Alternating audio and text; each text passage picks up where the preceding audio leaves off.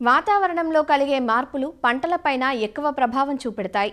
ప్రస్తుతం మారుతున్న వాతావరణ పరిస్థితుల్లో రబీ వరి పైరులో అగ్గి తెగులు కనిపిస్తోంది. అధిక నత్రజని ఎరువుల వాడకం కూడా మరో కారణంగా ఉంది. చాలా చోట్ల రబీ వరి ప్రస్తుతం పొట్ట దశ నుంచి కంకి ఏర్పడే దశలో ఉంది. ఈ దశలో ఉధృతి ఎక్కువగా ఉంటే అది మెడవిరుపుగా మారే ప్రమాదం కూడా ఉంది. దీనిని సకాలంలో గుర్తించి నివారించుకోవాలి. యాసంగి వరిలో అగ్గి తెగులు లక్షణాలు, ఆశించడానికి గల కారణాలు, నివారణ మార్గాల గురించి ఇప్పుడు తెలుసుకుందాం. అగ్గి తెగులు వరి పైరుకు ఏ దశలోనైనా ఆశిస్తుంది. ముఖ్యంగా ఈ తెగులు వరి ఆకులపైన, మొక్క కణుపులపైన, వరి వెన్నులపైన ఆశిస్తుంది. అగ్గి తెగులు నారుమడిలో వచ్చినట్లయితే నారుమడి పూర్తిగా ఎండిపోతుంది. చల్లని వాతావరణం, తరచుగా వర్షం, మట్టిలో తేమ తక్కువగా ఉండటం వంటివి ఈ తెగులు బాగా వృద్ధి చెందటానికి అనుకూలిస్తాయి. ఎక్కువ సమయం పాటు ఆకులపైన తేమ ఉన్నప్పుడు కూడా ఈ తెగులు సంక్రమిస్తుంది. మెట్ట పొలాలలో ఈ తెగులు ఎక్కువగా సోకే అవకాశం ఉంది. అగ్గి తెగులు ఆకులపై ఆశించినప్పుడు తెగులు సోకిన మొక్కలు గిడసబారిపోతాయి.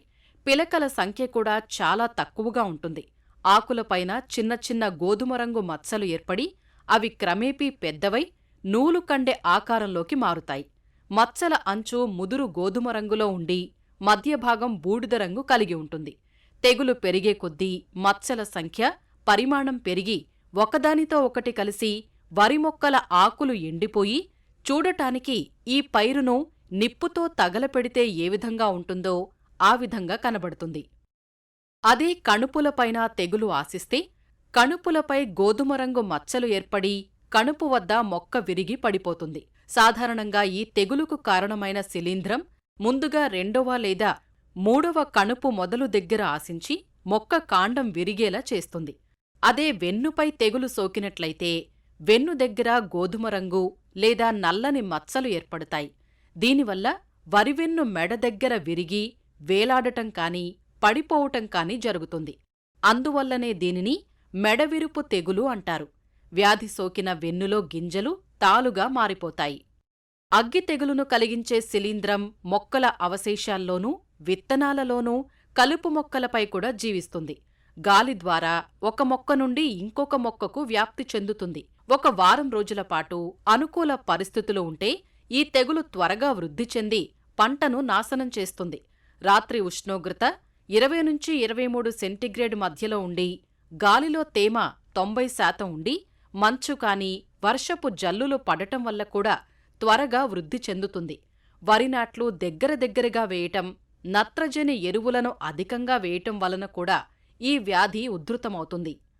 కాబట్టి కొన్ని యాజమాన్య పద్ధతుల్ని పాటించటం వల్ల అగ్గి తెగులు ఉధృతిని అరికట్టవచ్చు. నాణ్యమైన తెగులు తట్టుకునే రకాలను ఎంచుకోవాలి. పొలాల గట్లపై కలుపు మొక్కలు లేకుండా శుభ్రం చెయ్యాలి. చిరుపొట్ట దశలో ఉన్న వరి పైర్లలో అగ్గి తెగులు గమనించినట్లయితే ఆఖరి దఫా నత్రజని ఎరువుల్ని కొన్ని రోజులు ఆపాలి.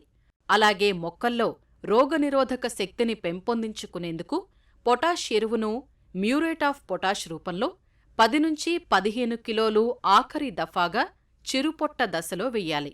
విత్తన శుద్ధి చేయకుండా విత్తనాలను విత్తకూడదు. సేంద్రియ విధానంలో నివారించటానికి 10 లీటర్ల మారేడు ఆకుల కషాయాన్ని 200 లీటర్ల నీటికి కలిపి ఎకరా పొలానికి పిచికారీ చెయ్యాలి. అదే రసాయనాలను వాడి నివారించటానికి 0.6 గ్రాముల ట్రైసైక్లోజోల్ లేదా 1 మిల్లీలీటర్ల ఎడిఫెన్ఫాస్ రసాయనాన్ని 1 లీటరు నీటికి కలిపి పిచికారీ చెయ్యాలి. తెగులు ఉధృతి తొలిదశలో ఉన్నప్పుడు 1.5 మిల్లీలీటర్ల ఐసోప్రోథయోలేన్ లేదా 2.5 మిల్లీలీటర్ల కాసుగామైసిన్ లేదా 2.5 గ్రాముల ట్రైసైక్లోజోల్ మ్యాంకోజబ్ మిశ్రమం లీటరు నీటికి కలిపి 5 నుంచి 7 రోజుల వ్యవధిలో 2 సార్లు పిచికారీ చెయ్యాలి.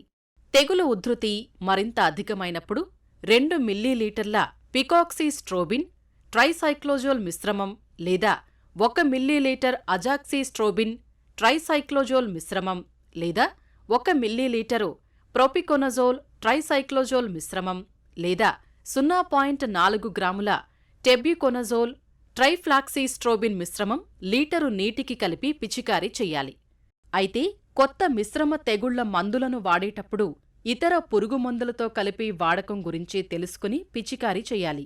ఒకవేళ కాండం తొలిచే పురుగు, అలాగే అగ్గి తెగులు కనుక వరి పంట చిరుపొట్ట దశలో గమనించినట్లయితే క్లోరాంట్రానిలిప్రోల్ 0.3 మిల్లీలీటర్లు, ట్రైఫ్లాక్సీస్ట్రోబిన్, టెబ్యూకొనజోల్ 0.4 గ్రాములు లీటరు నీటికి కలిపి పిచికారీ చెయ్యాలి.